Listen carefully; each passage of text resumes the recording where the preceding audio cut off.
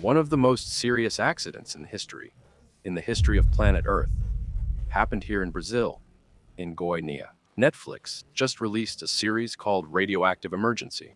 Yesterday, at least, it was the most watched series in Brazil, and it tells this story. So today, you will find out everything that led to this tragedy. What is this cesium 137 that glows blue in the dark?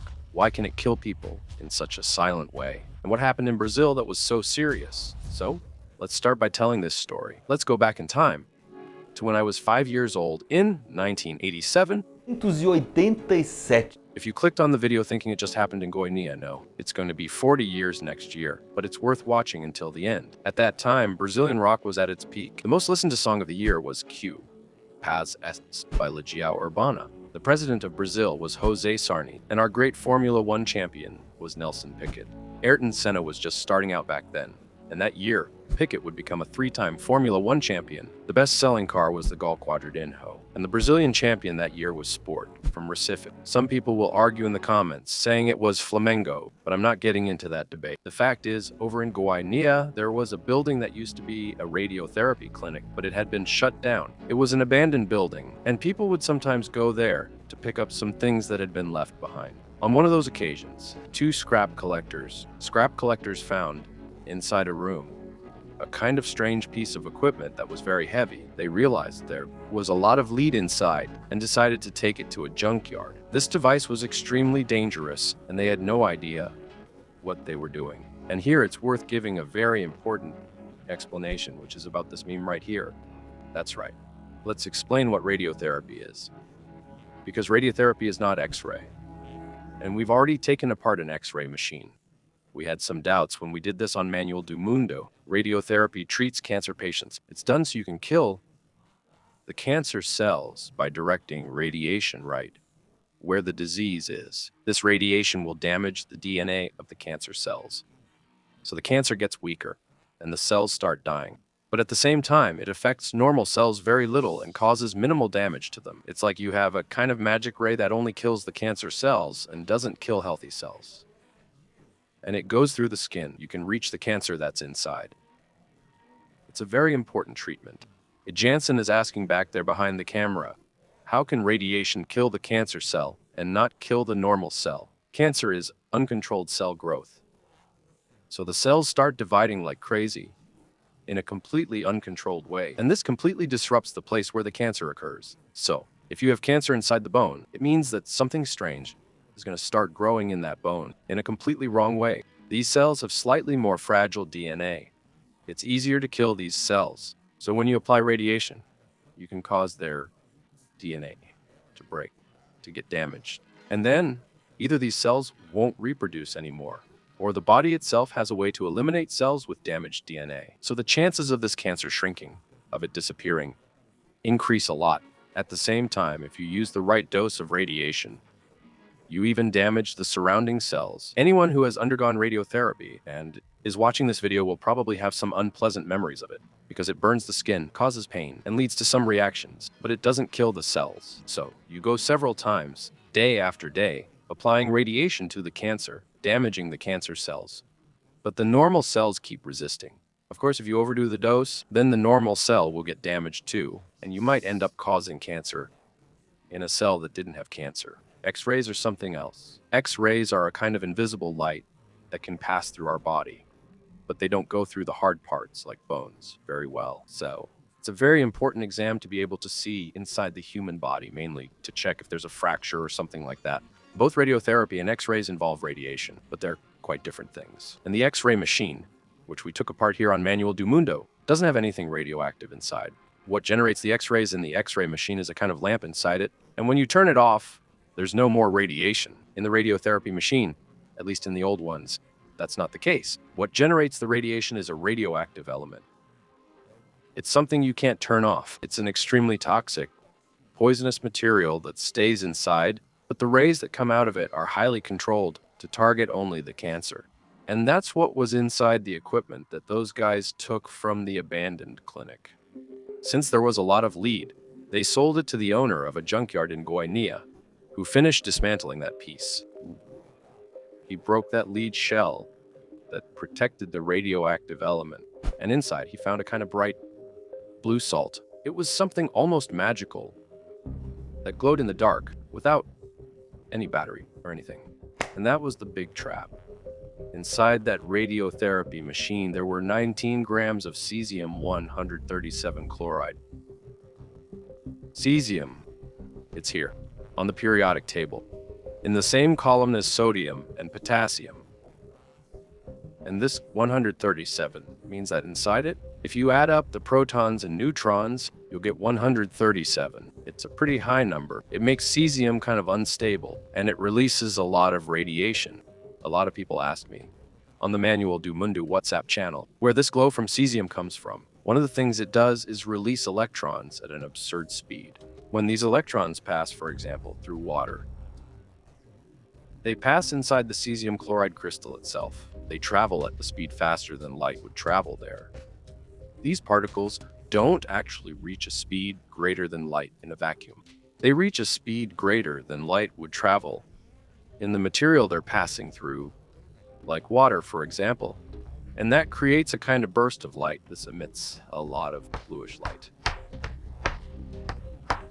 That's why some radioactive chemical elements are glow in the dark. The name of this is the Cherenkov effect. That's the name of the Soviet scientist who discovered why this happened. Think about how deceptive this material is. First, because it's very beautiful. Second, because it emits a lot of radiation, the kind called beta, which doesn't penetrate our skin much, but can cause burns and all that. These are electrons at extremely high speeds. Another one called gamma. It can penetrate our body, go through it, and damage the cells inside. This is the type that's used in radiotherapy, and this radiation is completely invisible. You don't feel it. You don't know it's there. There's no way a human being can look at that and imagine they're going to be poisoned, that it's harmful. But then, the junkyard owner took that shiny powder. He thought it was really beautiful. He decided to take it home to show other people.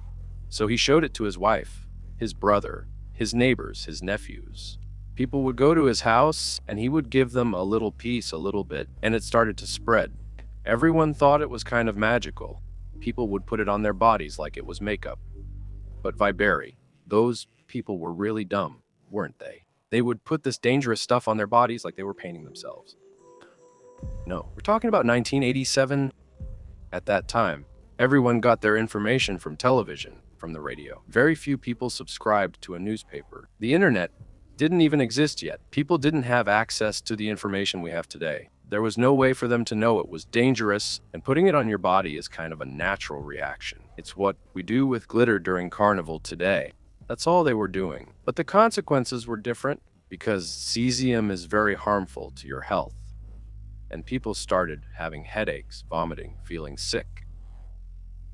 And not everyone connected that to that magical little powder until a woman, who also handled the powder, had the idea to take it to the public health department so they could see if it might be the cause of so much illness. And it was Eld.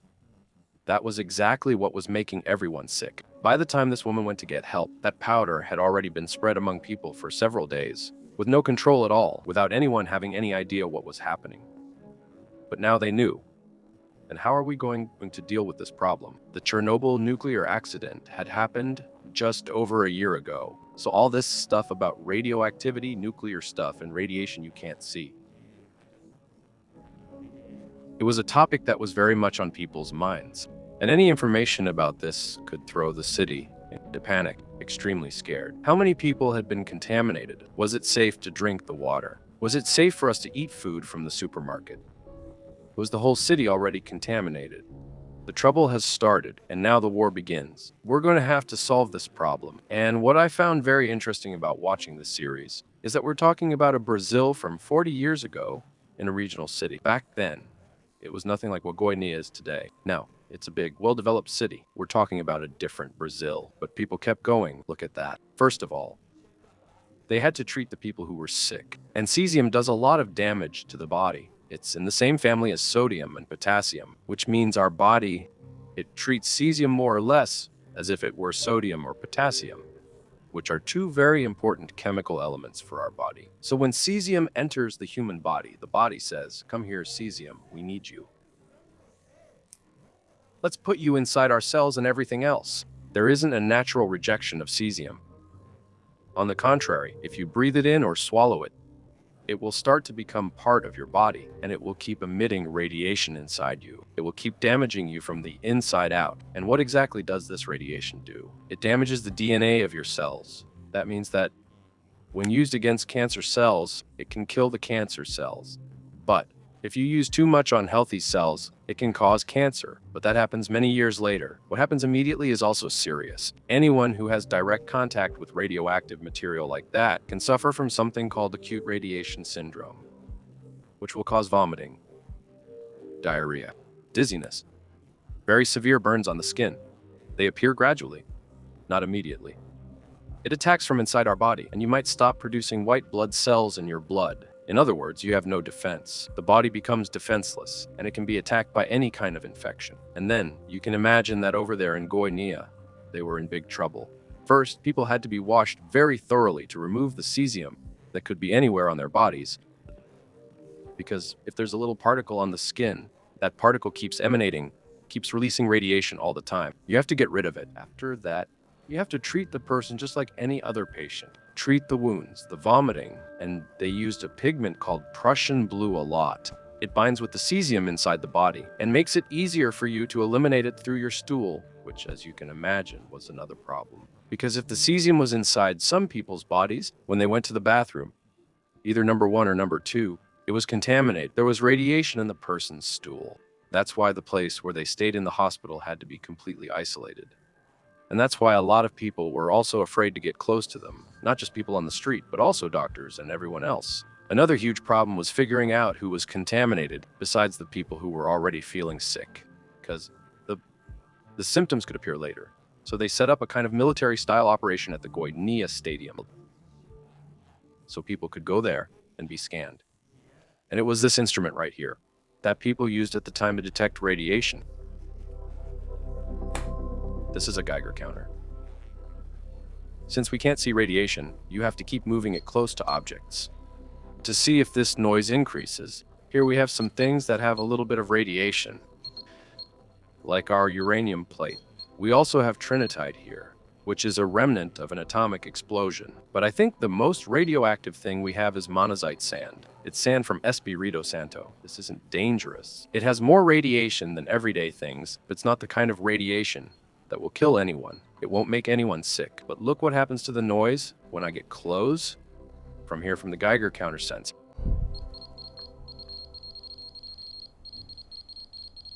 It's something else, right? The idea then was to pass this around people like a metal detector. And if it beeped loudly, you knew the person was contaminated. More than 100,000 people were tested at the Goiânia Stadium, and they found a dangerous level of radiation in 249 of them. And there was still a third problem, a really big one, which is the following. People handled radiation inside their homes, at the junkyard, in the abandoned building, everywhere. What do we do with these things that are contaminated? They started storing all of this inside barrels, just like you do with radioactive waste. The problem is, they kept piling up barrels, After barrel after barrel after barrel after barrel. and they needed to store this stuff somewhere. Just so you have an idea of how difficult this job was. Several houses were demolished, and all the rubble, all the demolition debris, became radioactive waste, and not just the walls, the floors of the houses. But even a layer of soil that was underneath there was scraped off. It totaled 6,000 tons of problematic material. But in the end, what happened? Were these things resolved? More or less. 4 people died right away. They died in the first weeks. They went to the hospital and didn't survive that acute radiation syndrome. I won't talk about them anymore because they're key characters in the series. I think it's cool to watch. Look, this Globo article mentions the Victims Association. It states that more than 100 people died afterwards because of this cesium contamination. These numbers are very hard for us to verify because people get cancer normally, whether they've had contact with cesium or not. There is a health monitoring center in Goiânia that does exams and such on people, and more than 1,000 people are still being monitored today because of the accident. They created a place to put the radioactive waste in a neighboring city called Abadia de Goiânia. All of this was concreted over, and nowadays, it's a park. So if we look on Google Maps, you can see a kind of grassy hill there, which is where all that waste was placed. 5 people who were connected to the clinic that abandoned that equipment there without any protection were convicted, but they didn't end up serving their sentences because time passed and everything else. The court decided that the recyclable material collectors were not at fault because they had no idea that it was dangerous. But what I find very interesting about this story is that Brazil, even in 1987, managed to deal with this problem. Goiânia today is an absolutely safe city. No one lands in Goiânia thinking, oh my, am I going to be contaminated with Cesium 137? No, that's in the past. It's part of the city's history. It was the most serious nuclear accident in human history. That happened outside of a nuclear power plant. There are some accidents like Chernobyl, Fukushima, and so on that were very significant. But outside of power plants, this kind of accident is very rare. So this problem also taught the world a series of techniques on how to deal with this kind of disaster, how to communicate with the population, how you do the cleanup afterward, where you put the radioactive waste and everything else.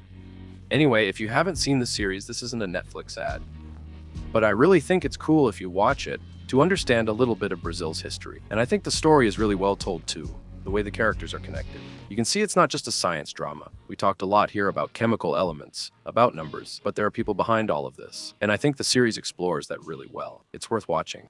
And one thing I was forgetting to mention at the end, for those of you who got scared of Cesium 137, today's radiotherapy machines no longer use radioactive material inside them. The radiation is created in a way much more similar to X-rays, with machines that are much easier to dispose of. They don't have the risks of machines from 40 years ago. If you want to learn more about radiation, we've made several videos here on Manual do Mundo, from how this uranium plate works to how the Geiger counter works. One of the coolest things we've ever made was a cloud chamber in which you can actually see the radiation passing through. It's a very beautiful thing.